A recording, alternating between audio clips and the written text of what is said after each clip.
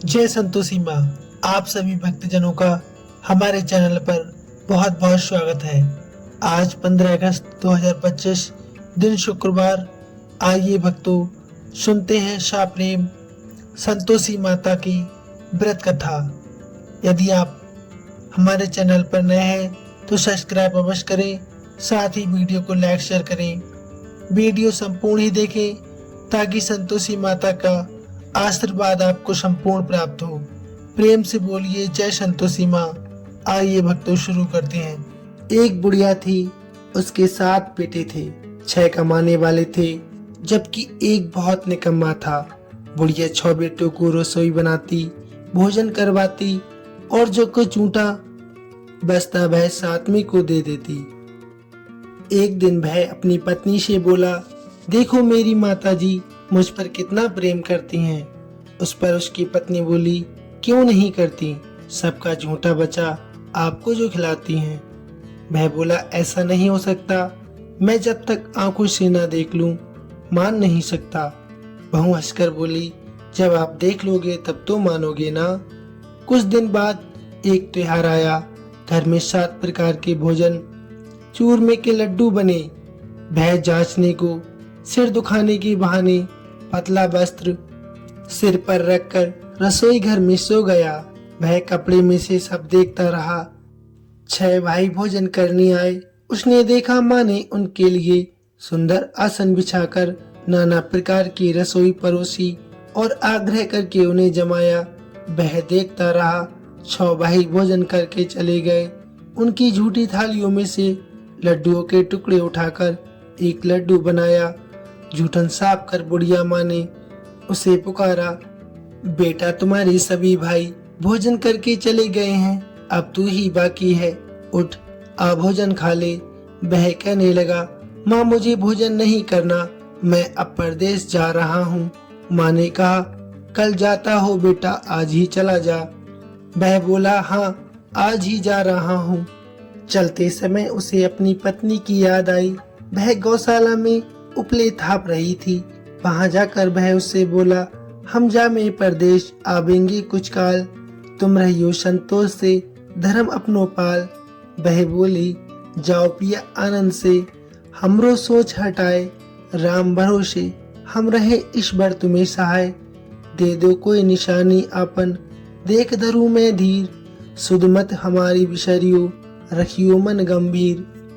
फिर वह बोला, मेरे पास तो कुछ नहीं है, ये एक अंगूठी है, सो तुम ले लो और अपनी कुछ निशानी मुझे दे दो। वह बोली, मेरे पास क्या है, ये गोबर भरा हाथ है। ये कहकर उसने उसकी पीठ में गोबर के हाथ की थाप मार दी। वह चल दिया। चलते चलते दूर प्रदेश पहुंचा। वहां जाकर एक साहूकार की दुकान पर उसे नौकरी रखने के लिए वह अर्जी करने लगा। साहूकार को भी जरूरत थी। वह बोला, रह जा। लड़के ने पूछा, तनख्वाह क्या दोगे? साहूकार ने कहा, काम देख कर दाम मिलेंगे। साहूकार की नौकरी मिली। वह सुबह 7 बजे से 10 बजे तक नौकरी बजाने लगा। कुछ दिनों में दुकान का सारा लेन देन, हिसाब किताब, ग्राहकों को माल बेचना, सारा काम करने लगा। साहूकार के 7-8 नौकर थे।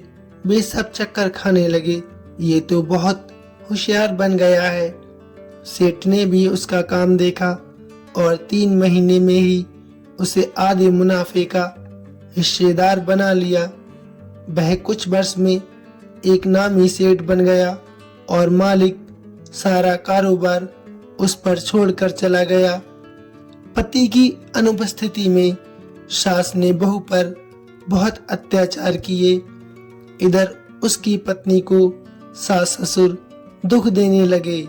सारी गृहस्थी का काम करवाकर उसे लकड़ी लेने जंगल में भेजते। इसी बीच घर के आटे में से जो भूसी निकलती उसकी रोटी बनाकर रख दी जाती और फूटे नारियल के छिकले में उसे पानी दे दिया जाता। एक दिन वह लकड़ी लेने जा रही थी। रास्ते में बहुत सी स्त्रियां संतोषी माता का व्रत करती दिखाई दी। वह वहां खड़ी होकर कथा सुनने लगी और पूछने लगी, बहनों तुम किस देवी देवता का व्रत करती हो और उसके करने से क्या फल मिलता है। यदि तुम इस व्रत का विधान मुझे समझा कर कहोगी तो मैं तुम्हारा बहुत बड़ा एहसान मानूंगी। तब उनमें से एक स्त्री बोली, सुनो बहन, ये संतोषी माता का व्रत है। इसके करने से गरीबी, बदुख आदि नाश हो जाता है और जो कुछ मन में अधूरी कामना होती है वह भी माता की कृपा से संपूर्ण हो जाती है। तब उसने पूछा, हे बहन, इस व्रत की विधि क्या है। वह भक्तिनी स्त्री बोली, 1.25 आने का गुड़ चना लेना, इच्छा हो तो 5.25 आने का लेना या 1.25 रुपए का, आप अपनी सहूलियत के अनुसार ले लेना। बिना परेशानी और श्रद्धा व प्रेम से भी जितना बन सके आप सबाया ही लेना। प्रत्येक शुक्रवार को निराहार रहकर कथा सुनना, इसके बीच क्रम न टूटे, लगातार नियम पालन करना। सुनने वाला कोई न मिले तो घी का दीपक जलाकर उसके आगे जल के पात्र के सामने रखकर कथा कहना। जब ये कार्य सिद्ध न हो, नियम का पालन करना और कार्य सिद्ध हो जाने पर व्रत का उद्यापन अवश्य करना। यदि किसी के ग्रह खोटे भी हो तो माता 1 वर्ष भर में कार्य सिद्ध अवश्य करती हैं। फल सिद्ध होने पर उद्यापन करना चाहिए, बीच में नहीं। उद्यापन में 2.5 सेर आटे का खाजा तथा इसी परिमाण से खीर तथा चने का साग करना। 8 लड़कों को भोजन करवाना। जहाँ तक मिले देवर जेठ भाई बंधु के हो, ना मिले तो रिश्तेदारों और पास पड़ोसियों के बुलाना। उन्हें भोजन करवाकर यथाशक्ति दक्षिणा देना। माता का नियम पूरा करना। उस दिन घर में कोई खटाई न खाना। ये सुन बुढ़िया के लड़के की बहू चल दी। रास्ते में लकड़ी के बोझ को बेच दिया और उन पैसों से गुड़ चना ले माता के व्रत की तैयारी करने आगे चली और सामने मंदिर देखकर पूछने लगी, ये मंदिर किसका है। सब कहने लगे, संतोषी माता जी का मंदिर है। ये सुनकर माता के मंदिर में जाकर चरणों में बह लौटने लगी। दीन होकर विनती करने लगी, हे माता, मैं निपट अज्ञानी हूँ, व्रत की कुछ नियम नहीं जानती हूँ, मैं बहुत दुखी हूँ। हे माता, हे जगत जननी, मेरा दुख दूर करें, मैं आपकी शरण में हूँ। माता को दया आई। एक ही शुक्रवार बीता था कि दूसरे शुक्रवार को उसके पति का पत्र आया और तीसरे शुक्रवार को उसका भेजा हुआ पैसा भी आ पहुंचा। ये देख जेठ जेठानी मुंह सिकोड़ने लगे, लड़के ताने देने लगे, काकी के पास पत्र आने लगे, रुपया आने लगा। अब तो काकी की खातिर बढ़ेगी। बेचारी सरलता से कहती, भैया, कागज आए या रुपया आए, हम सब के लिए अच्छा है। ऐसा कहकर आंखों में आंसू भरकर संतोषी माता के मंदिर में जाकर रोने लगी और कहने लगी, हे माता, हे मातेश्वरी, मैंने आपसे पैसा रुपया थोड़ी मांगा था। मुझे पैसे से क्या काम है, मुझे तो अपने स्वाग से काम है। मैं तो अपने स्वामी के दर्शन मांगती हूँ। तब माता ने प्रसन्न होकर कहा, जा बेटी, तेरा स्वामी जल्दी आएगा। ये सुनकर खुशी से बावली होकर वह घर में जाकर काम करने लगी। अब संतोषी माँ विचार करने लगी, इस भोली पुत्री को मैंने कह तो दिया है कि तेरा पति जल्दी आएगा, लेकिन कैसे वह तो इसे स्वप्न में भी याद नहीं करता। उसे याद दिलाने को मुझे ही जाना पड़ेगा। इस तरह माताजी उस बुढ़िया के बेटे के पास जा स्वप्न में प्रकट हो कहने लगी, साहूकार के बेटे सो रहा है या जागता है। वह कहने लगा, माता, सोता भी नहीं हूँ, जागता भी नहीं हूँ, कहो क्या आज्ञा है। तब माताजी कहने लगी, तेरे घर बार कुछ है या नहीं। वह बोला, मेरे पास सब कुछ है, माँ बाप बहू, क्या कमी है। माँ बोली, भोले पुत्र, तेरी बहू घोर कष्ट उठा रही है, तेरे माँ बाप उसे परेशानी दे रहे हैं, वह तेरे लिए तरस रही है, तू उसकी सुध ले। वह बोला, हाँ माताजी, ये तो मालूम है मुझे, परंतु जाऊं तो जाऊं कैसे, परदेश की बात है। लेन देन का कोई हिसाब नहीं, कोई जाने का रास्ता नहीं आता, कैसे चला जाऊं। माँ कहने लगी, मेरी बात मान, सवेरे नहा धोकर संतोषी माता का नाम ले, घी का दीपक जला, दंडवत कर दुकान पर जा बैठना, देखते ही देखते तेरा सारा माल बिक जाएगा, सांझ होते होते धन का भारी ढेर लग जाएगा। अब बूढ़ी की बात मानकर वह नहा धोकर संतोषी माता को दंडवत घी का दीपक जला दुकान पर जा बैठा। थोड़ी देर में देने वाले रुपया लाने लगे, लेने वाले हिसाब लेने लगे। कोठे में भरे सारे सामान खरीदार नगद दाम में सौदा करने लगे। शाम तक धन का भारी ढेर लग गया। मन में माता का नाम लेकर, चमत्कार देखकर प्रसन्न होकर घर जाने के लिए गहने, कपड़े, वस्त्र आदि खरीदने लगा। यहाँ काम से निपट तुरंत वह घर को रवाना हो गया। उधर उसकी पत्नी जंगल में लकड़ी लेने जाती है। लौटते वक्त माता जी के मंदिर में विश्राम करती है। वह तो उसके प्रतिदिन रुकने का जो स्थान ठहरा। धूल उड़ती देख वह माता जी से पूछती है, हे माता, ये धूल कैसी उड़ रही है। तब माता जी कहती हैं, हे पुत्री, तेरा पति आ रहा है। अब तू ऐसा कर, लकड़ियों के 3 बोझ बना ले, एक नदी किनारे रख और दूसरा मेरे मंदिर पर, तीसरा अपने सिर पर। तेरे पति को लकड़ियों का गट्ठर देखकर मोह पैदा होगा। वह वहां रुकेगा, नाश्ता पानी खाकर माँ से मिलने जाएगा। तब तू लकड़ियों का बोझ उठाकर जाना और चौक में गट्ठर डालकर जोर से आवाज लगाना, लो सासू जी, लकड़ियों का गट्ठर लो, भूसी की रोटी दो, नारियल के खेपड़े में मुझे पानी दो, आज कौन मेहमान आया है।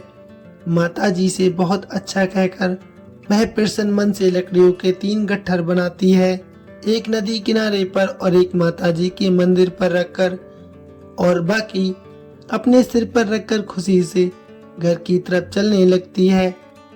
इसी बीच इतने में एक मुसाफिर आ पहुंचा। सूखी लकड़ी देखकर उसकी इच्छा उत्पन्न हुई कि वह यहीं पर विश्राम करे और भोजन बना खाकर पीकर गांव जाए। इसी तरह रुककर भोजन बना विश्राम करके गांव को चला गया। सबसे प्रेम से मिला। उसी समय सिर पर लकड़ी का गट्ठर लिए वह उतावली सी आती है। लकड़ियों का भारी बोझ आंगन में डालकर जोर से 3 आवाज देती है, लो सासू जी, लकड़ियों का गट्ठर लो, भूसी की रोटी दो, आज मेहमान कौन आया है। ये सुनकर उसकी सास बाहर आकर अपने बहू को दिए हुए कष्टों को भुलाने हेतु कहती है, बहू ऐसा क्यों कहती है, तेरा मालिक ही तो आया है, आ बैठ, मीठा भात खा, भोजन कर, कपड़े गहने पहन। उसकी आवाज सुन उसका पति बाहर आता है। अंगूठी देख व्याकुल हो जाता है। माँ से पूछता है, माता ये कौन है। माँ बोलती हैं, बेटा ये तेरी बहू है। जब से तू गया है तब से सारे गांव में भटकती फिरती है, घर का काम काज कुछ करती नहीं, 4 पहर आकर खा जाती है। वह बोला, ठीक है माँ, मैंने इसे भी देखा है और तुम्हें भी।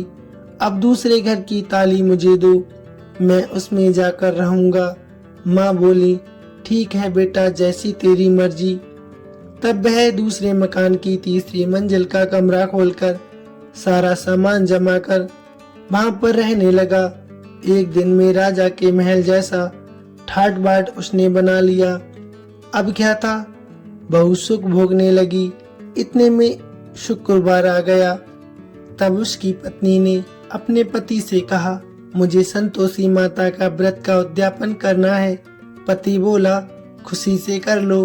वह उद्यापन की तैयारी करने लगी। जिठानी के लड़कों को भोजन के लिए कहने गई। उन्होंने मंजूर किया, परंतु पीछे से जिठानी ने अपने बच्चों को सिखाया, देखो बच्चों, भोजन के समय खटाई मांगना, जिससे उसका उद्यापन पूरा ना हो सके।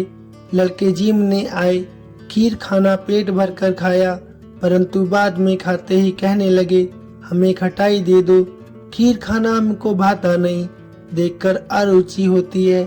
वह कहने लगी, भाई खटाई किसी को नहीं दी जाएगी, ये संतोषी माता का प्रसाद है। लड़के उठ खड़े हुए, बोले हमें पैसा लाओ। बोली बहू कुछ नहीं जानती, सोने पैसे दे दिए। लड़के उसी समय हट करके इमली खटाई लेकर खाने लगे।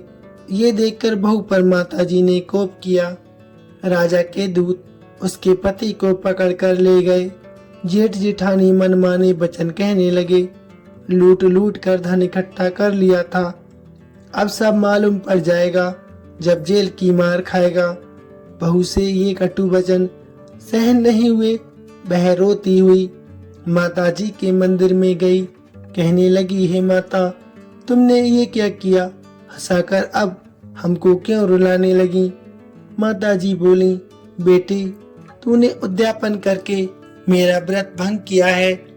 वह कहने लगी, माता मैंने कुछ अपराध नहीं किया, मैंने तो लड़कों को भूल से पैसे दे दिए थे, मुझे क्षमा कर दो, मैं तुम्हारा फिर से उद्यापन करूंगी। माता बोली, अब भूल मत करना। वह कहने लगी, अब नहीं होगी, अब बतलाओ वे कैसे आवेंगे। माँ बोली, जा पुत्री, तेरा पति तुझे रास्ते में आता मिलेगा। वह निकली, राह में पति आता मिला। वह पूछने लगी, कहाँ गए थे। वह कहने लगा, इतना धन जो कमाया है उसका टैक्स राजा ने मांगा था, वह भरने गया था। वह प्रसन्न होकर बोली, भला हुआ, अब घर चलो। कुछ दिन बाद फिर शुक्रवार आया। वह बोली, मुझे फिर से माता का उद्यापन करना है। पति ने कहा, ठीक है करो। बहू फिर जेठ के लड़कों को भोजन के लिए कहने गई। जेठानी ने तो एक दो बातें सुनाई, सब लड़कों को सिखाने लगी, तुम सब लोग पहले ही खटाई मांगना। लड़के भोजन से पहले कहने लगे, हमें खीर नहीं खानी, हमारा जी बिगड़ता है, कुछ खटाई खाने को भी देना। बहू बोली, खटाई किसी को नहीं मिलेगी, आना है तो आओ। ब्राह्मण के लड़के लाकर उसने भोजन करवाया। यथाशक्ति दक्षिणा की जगह एक एक फल उन्हें दिया। संतोषी माता प्रसन्न हुई। माता की कृपा होते ही 9वें मास उसको चंद्रमा के समान सुंदर पुत्र प्राप्त हुआ। पुत्र को पाकर प्रतिदिन माताजी के मंदिर जाने लगी। माँ ने सोचा, ये रोज आती है, आज क्यों ना मैं इसके घर चलूं। ये विचार कर माता ने भयानक रूप बनाया। गुड़ चने से सना मुख, ऊपर सूंड के समान होठ, उस पर मक्खियां भिन बिना रही थीं। दहलीज पर पांव रखते ही उसकी सास चिल्लाई, देखो रे, कोई चुड़ैल डाकिन चली आ रही है, लड़कों इसे भगाओ नहीं तो किसी को खा जाएगी। लड़के भागने लगे, चिल्लाकर खिड़की बंद करने लगे। बहू रोशनदान में से देख रही थी। प्रसन्नता से पगली बन चिल्लाने लगी, आज मेरी माताजी मेरे घर आई हैं। वह बच्चे को दूध पीने से हटाती है। इतने में सास का क्रोध फूट पड़ा। वह बोली, क्या उतावली हुई है, बच्चे को पटक दिया। इतने में माँ के प्रताप से लड़के ही लड़के नजर आने लगे। वह बोली, माँ मैं जिनका व्रत करती हूँ ये वही संतोषी माता है। सबने माता जी के चरण पकड़ लिए और विनती करने कहने लगे, हे माता, हम मूर्ख हैं, हम अज्ञानी हैं, तुम्हारे व्रत की विधि हम नहीं जानते। व्रत भंग कर हमने बहुत बड़ा अपराध किया है। जग माता आप हमारा अपराध क्षमा करो। इस प्रकार माता उनकी कटु भावना को सुनकर बहुत प्रसन्न हुई। बहू को जैसा माता ने फल दिया वैसा माता ने सबको दे दिया। जो कथा सुने या सुनावे उसका मनोरथ पूर्ण हो। प्रेम पूर्वक बोलिए संतोषी माता की जय। दोस्तों वीडियो कैसी लगी प्लीज कमेंट में अवश्य बताइए, साथ ही लाइक शेयर अवश्य करना। संपूर्ण वीडियो देखने के लिए आपका बहुत बहुत धन्यवाद।